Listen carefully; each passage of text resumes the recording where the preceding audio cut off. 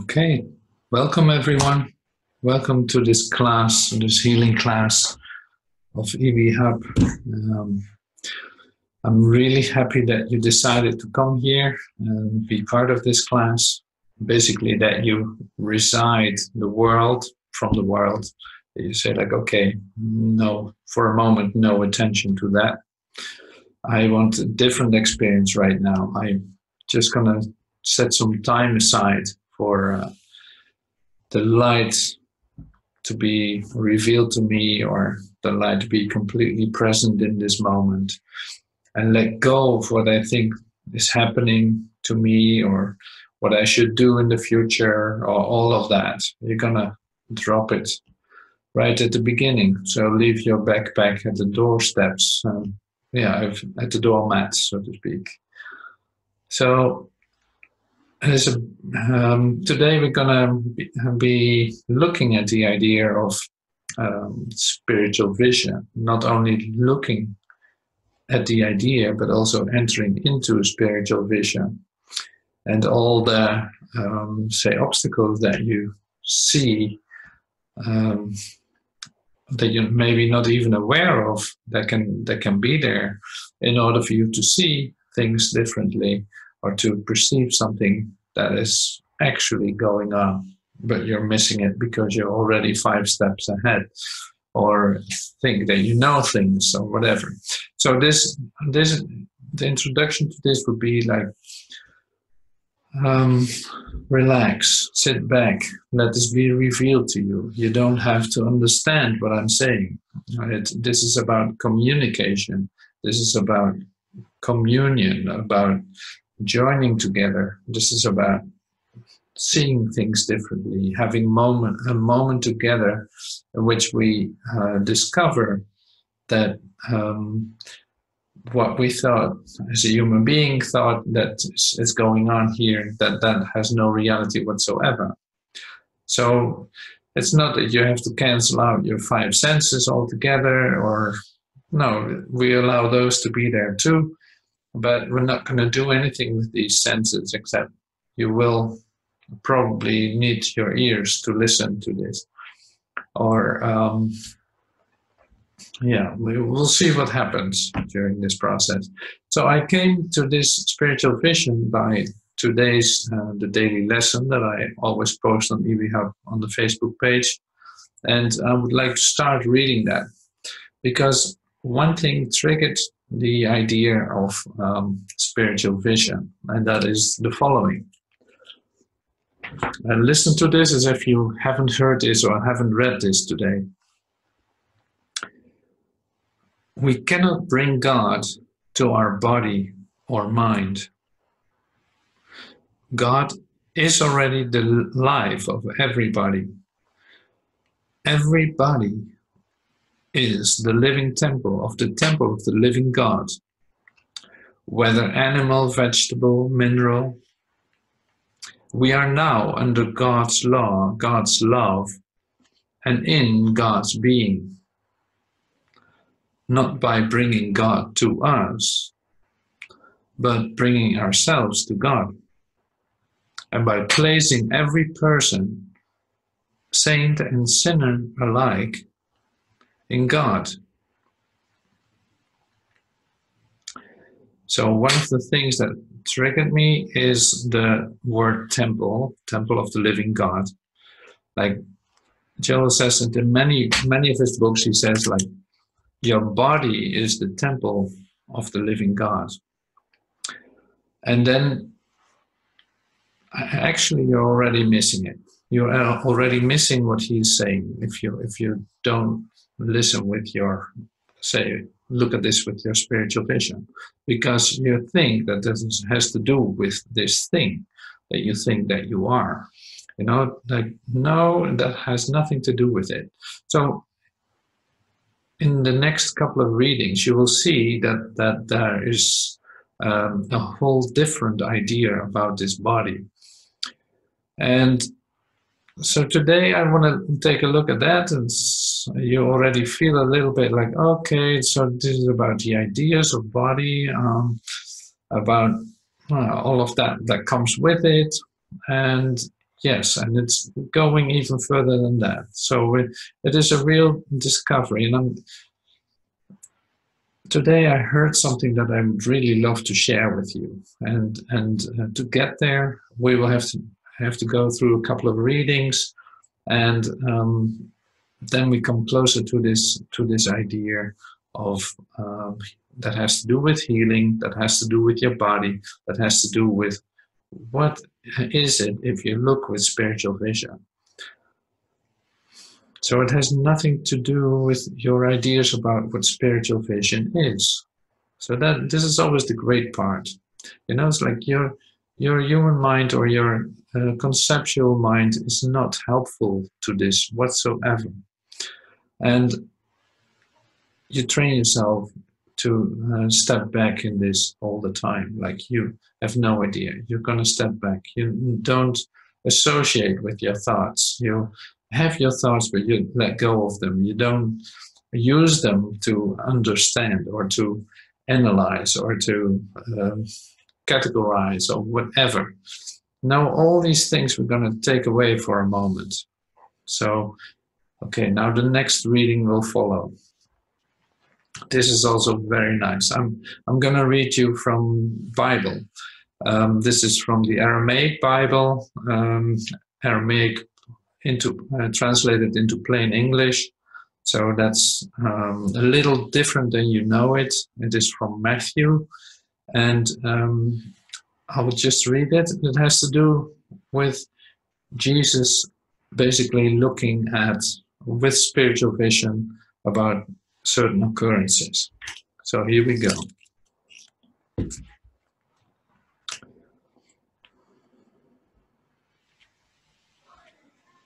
Let's see where I got it here. This is Matthew 4. So Jesus has been for 40 days in the wilderness. He was I think he was in the desert or something. He's there for 40 days. He fasted for 40 days. He didn't eat anything, didn't drink anything. He's completely worn out. He's very hungry. And suddenly, boop, there is like the devil. So I'll just say that's in the plain of the Aramaic Bible. Then Jeshua was led of the Spirit of holiness to the wilderness to be tempted by the devil. But he fasted 40 days and 40 nights, and afterwards he was very hungry. Okay, I'll stop here for just an instant. Like he was hungry, and not a little bit. Like so, it's just like he's in a state of a very intense feeling. Yeah, so it is not just like, okay, he walked by the supermarket and had like, well, okay, let's get myself whatever. No, he was very hungry, and suddenly there's this appearance of something that's going to tempt him, try to tempt him in letting go of, basically in becoming, how can I say this, like obedient to a power outside himself.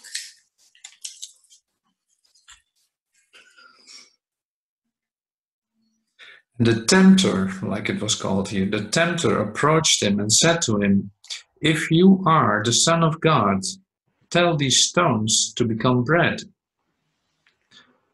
But Jesus answered and said, "It is written, a man does not live by bread only, but by every word that proceeds from the mouth of God."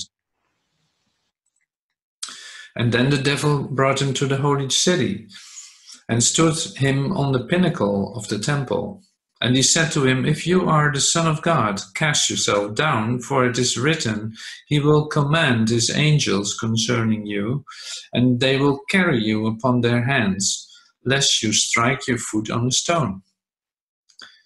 And Jeshua said to him, "Again it is written, you shall not tempt the Lord Jehovah your God." Again the devil brought him to a very high mountain, and he showed him all the kingdoms of the world and their glory. And he said to him, "All these things I will give you if you will fall down to worship me." And Then Jeshua said to him, "Depart, Satan, for it is written, you shall worship the Lord Jehovah your God, and him alone shall you serve." And the devil left him, and behold, angels approached, and they were serving him. So this is very lovely. It's probably very familiar, a very familiar text. But what I would really like to see is, or to share with you, is that the way that Jesus is looking at this, like he's hungry, he's kind of tired or whatever. It's like the last thing he wants to do is deal with the devil, and suddenly there it is.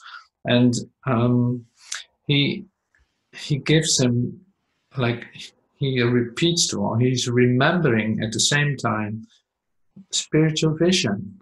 He's like, no, it's not by bread alone that I shall live. Like, no, only the word of God is my real bread. Like, he did not lose that at all. So it's like, no matter what appears to be the circumstances in which you find yourself, spiritual vision is always available to you. It does not have one exception. So there's no time that it is not available to you, and there's no time that spiritual vision is not present. You know, so that is so cool as a demonstration that Jesus gives here. Okay, so keep that in mind. I'm going to start the next reading, and that is from spiritual interpretation of Scripture. This too is about the temple.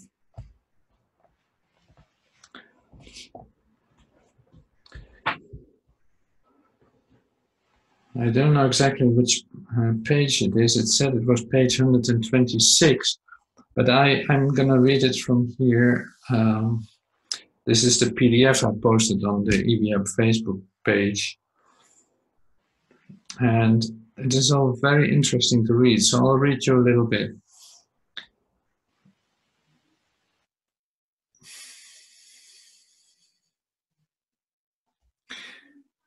The temple of God, which is your body, and which is also the body of all that concerns your individual existence, is not visible to man whose breath is in his nostrils. See, the temple of God, which is your body, and which is also the body of all that concerns you in your individual existence, is not visible, has nothing to do with your senses. It's not visible to the man whose breath is in his nostrils. The real body, or temple, of your existence is only seen with spiritual vision, even as it is built and maintained only by spiritual consciousness. The real body or temple of your existence is seen only with spiritual vision, even as it is built and maintained only by spiritual consciousness. And then it says, you don't have to declare that you have attained this consciousness. It is evident even to the world by the harmonies and joys and peace and dominion you show forth in your daily living. Your spiritual attainment is evident by its effects, which are seen as health, success, poise, peace. Even that which the world sees as your physical body will be apparent as health, vitality, youthfulness, and beauty. That which the world sees as your supply will be evident as abundance and security. That which the world sees as your home will reflect love, compatibility, companionship. So I'll leave it with that for now. And what Joel says about this. So now, when I read this today, some things fell into place, because it is like we're so used to believing, in fact, what we interpret as what we read. Like when you read the idea of body, you're already bypassing the idea of that could be something else as what you think. Like you're not completely open to receive what is being given. Basically, you're missing the cues along the way because of your preconcepts, and that goes very far. Like this is just an example of it, but that goes very far in terms of, even if you think that you've been doing the right thing, or if you think that you're like say offering the right thing, and to me that is like a real calling of today. Like there's a real lesson of today for me. It's like suddenly I discover, like, oh my God, so you can be occupied, or you can be really dedicated to become a practitioner, for instance, or to be healing, being involved in healing, and that is all great. Like, but if you still have an idea about yourself that you are this, and that you can heal, for instance, a cancer or whatever, but still believe that you're going to die in a certain sense, then it's so pointless. Like with spiritual vision, this is a whole different story. This healing part is a totally different story. Like you can heal a cancer, that's great, but then in the next moment you will die from a heart attack, or you will die from a bad cold, or whatever that is. Like you still hold ideas about that you are this, that you're this temporal being that will pass away and that will end somewhere. And this is to me like really a wake-up call to look at this in a totally different way. Like this is an invitation to wake up out of this dream of death, and out of the idea of limitation, and have a completely different vision come to you, and have a real different experience of yourself as being one with everything, and like having this experience of oneness and healing that will be the same occurrence, in terms of it is a total experience. It is a total experience in this present moment. It has nothing to do with how your body is going to function. It is like, that's not something that you do it for or anything like that. But it is like you are, this moment you are allowing something to occur to you that you would have never dreamed of. It's a completely new experience of yourself.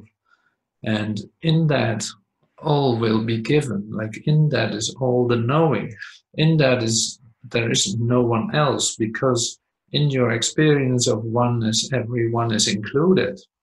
You know, so this to me is so big to discover this, and to look at this with spiritual vision, instead of a limited idea of, okay, now we can start to practice in healing and doing all that kind of stuff, so to speak, but still having ideas about your temporal existence, you know, still holding on to that idea.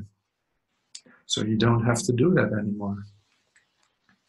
So I could care less in that sense than if you are going to be healed from this cancer, even though that sounds pretty weird if you say it like that. But nothing really changes that.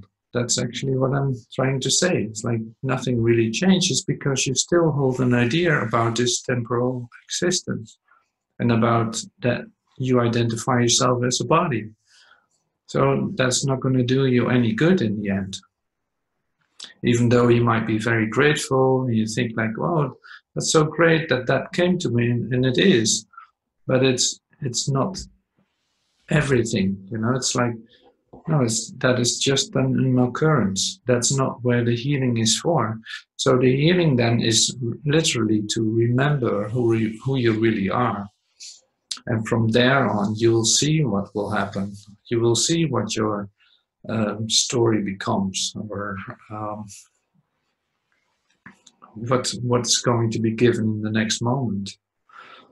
So, and this is to me like an absolute beautiful occurrence, and then also an offering to you to accept this in this moment. Like, okay, whatever the outcome was of a healing, I forget about my limited goals in this, and have a different vision come to me, in which I can see beyond my limited perspective of who I think I am.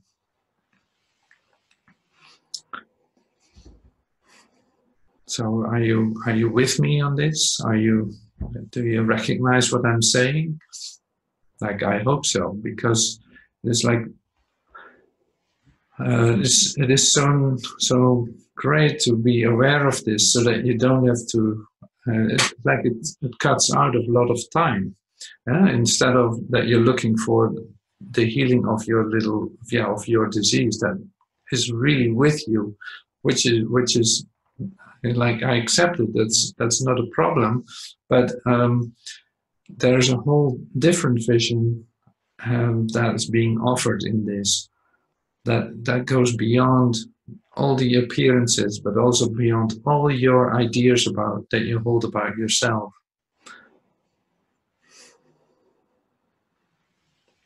So basically, we have been labeling every aspect of our existence. We have been labeling things as bad and good, and you know all about this. Like, all the duality in thinking has all kinds of levels and ideas about what is going on, what things are. And this has been the greatest misinterpretation of what is really occurring. So even up to the point that you see that you thought that the body is the temple of God, that is this thing. Like, we have been thinking that as Christians, or we have been thinking that in all kinds of traditions. And now you discover that it's much broader. It is including the body, but it's not the body itself. It's like the temple. It is your place as healing consciousness.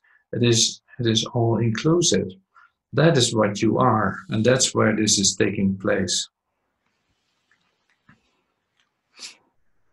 And that's the same with Jesus being tempted by the devil. Like, in his so-called weakest moment, it appears he still is completely aligned with this spiritual vision.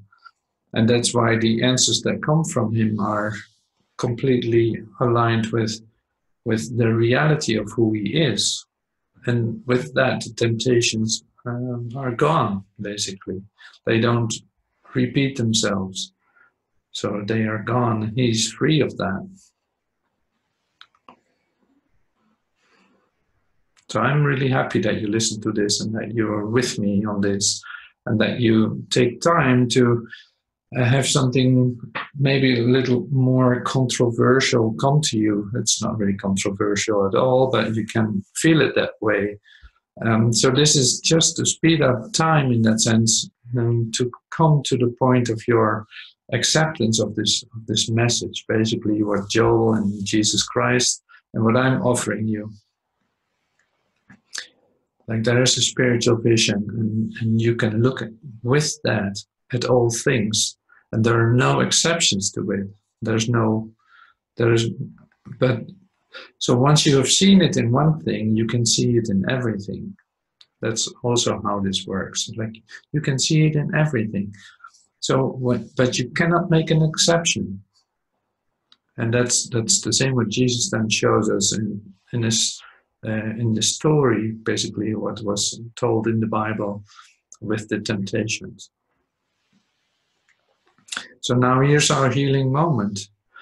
So why would you not want to experience the love of God right now, and see through the eyes of forgiveness, and see through with spiritual vision, to what is occurring in your life and what is occurring in you. So you can allow yourself to have a different experience of yourself. You cannot understand what that means. You don't have to do anything for that except allowing it to occur to you. So you have to come to God for it. God doesn't come to you, but it asks for you an action of acceptance, of allowance, and not that it comes by that not that it will be immediately there for you, but it is like the attitude that you will have to have in order for you to let it come to you.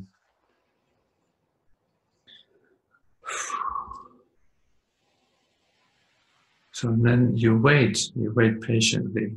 You become receptive. You become in full expectancy of this moment. You want to receive it all. You want to be alert. You want to see what's been given in this moment. And you have no idea how that is going to look. The only thing that you know is that it is there for you, and it's the most natural experience for you in this moment.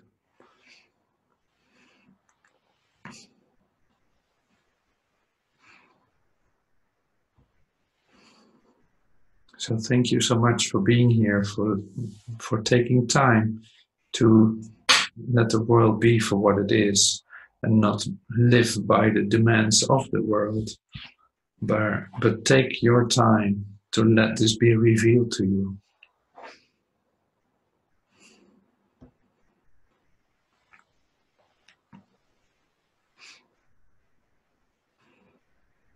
So thank you so much, and